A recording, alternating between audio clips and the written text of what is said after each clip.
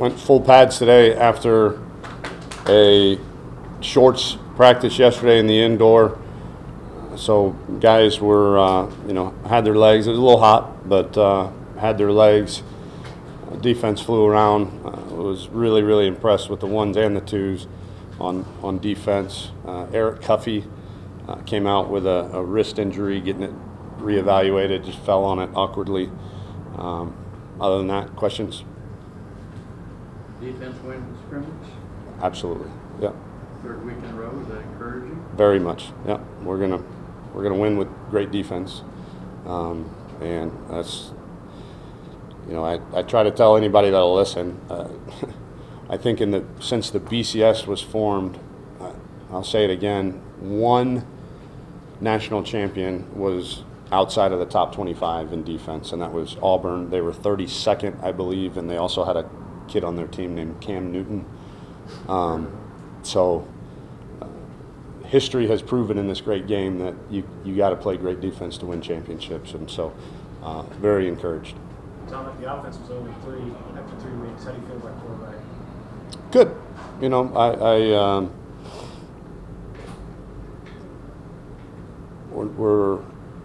We're not dynamic there. It's not Vince Young, it's not Braxton Miller, but we're good enough to win with. I know there's a day that when you told us camp was starting, a couple of weeks before the Maryland game, you wanted to announce the starting quarterback. Are you there yet? Are you ready to do something like that? We'll watch the film today. Certainly not without watching the film today. Over the last 3 weeks, right? That's a big deal, huh? I've said over and over again that if we played a game tomorrow, Shane Buechele would start. So I don't know.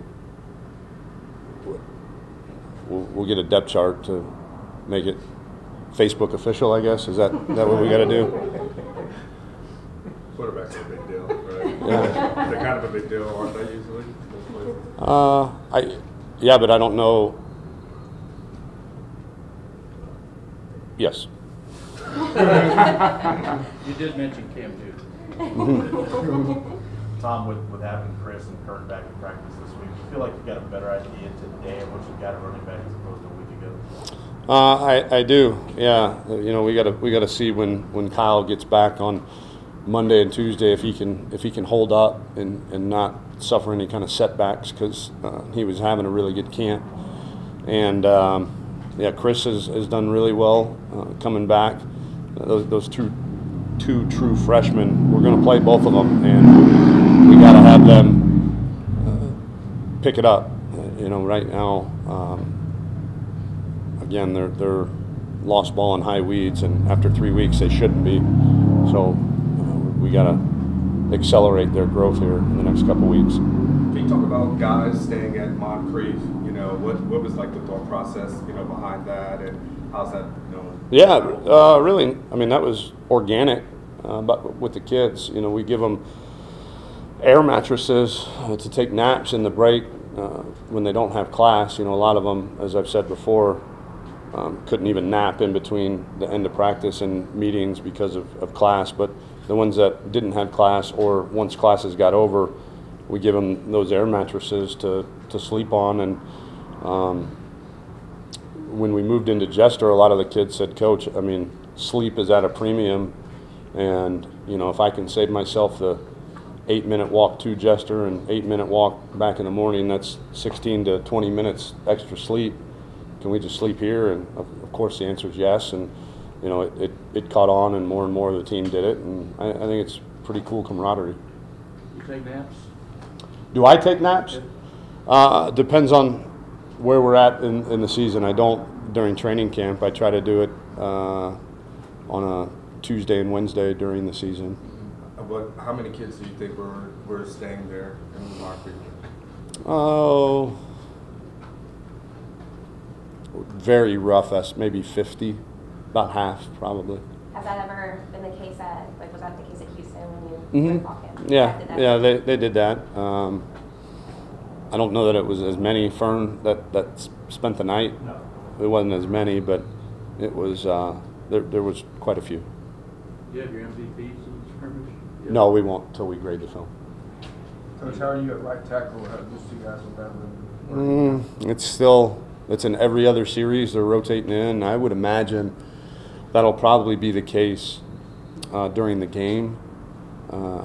Again, barring any super takeoff by one of the guys or super collapse by another, I think those guys, have earned the opportunity to play in the game, and we'll have a great barometer, in game situations of how they perform, and we'll try to, see if somebody can separate there.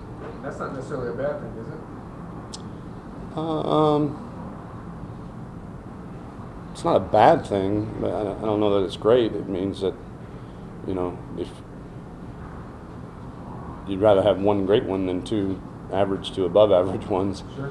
And continuity would always be good. But I think the silver lining is that, they both heeded the challenge of competing for it, and you could look at it, glasses half empty, that neither one of them has seized it, or glasses half full, that neither one of them's done anything to lose it.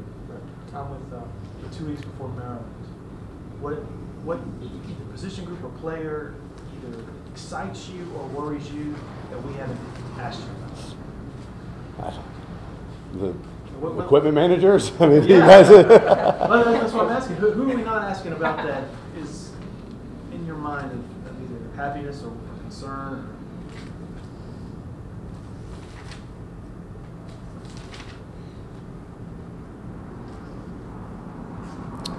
I think we have two pretty good edge pass rushers for third down in Breckenhager and Jeff McCulloch. I wish they would play better on first and second down, but I'm excited to turn those guys loose on third down and see what they can do. Anybody do anything spectacular today? What's that? Anybody do anything spectacular today? Eric Cuffey had a nice interception before getting injured. That was good to see. We'll need some depth there. So, Coach, what changes for you guys now that you start to focus on particular opponents? A lot less ones versus ones, a lot more ones versus twos, and twos versus ones on the other side, and then we'll start introducing some scout team on Monday. Not a whole lot because you're still a ways away, but just kind of get them introduced to the schemes, both offensively and defensively, and but the biggest difference will be much less ones versus ones. Is it still tackling? Are you trying to get everybody healthier? If the twos are in there, we might do a little twos and threes. We might do a little tackling. I would think with the ones in there, it'd be a thud tempo most of the next 2 weeks. We'll probably sprint. I mean, we'll do inside drill, and that'll be live, or we'll have certain live periods, but not put the ball down in scrimmage live. Got time for two last ones? Thomas, Go ahead, Emma. What? For guys who were competing for maybe at the two spot who are going to be on the scout team, do you have conversations with them this weekend about, hey, this is where we're going to be putting you down? Yeah, I told our coaches, in fact, yesterday in our meeting, there should be no surprises on Monday when those kids go to their respective areas to go to, and some kids it's a yes sir, I get it, and I figured as much, and some kids it's a hard, like, what are you talking about, and they have a bit of a distorted sense of reality, and so every kid is different, but the best teams I've been around, when we won the national championship at Ohio State, that scout team defense was awesome. I mean, awesome. And, it was full of a bunch of guys that went on to have great careers and get drafted and all that good stuff. And so every player on this team has a role, and if embraced properly, that role can help us win. Tom, aside from the defense just winning the scrimmages, what's impressed you most about what's going on that side of the ball? Just the buy-in level of running and hitting.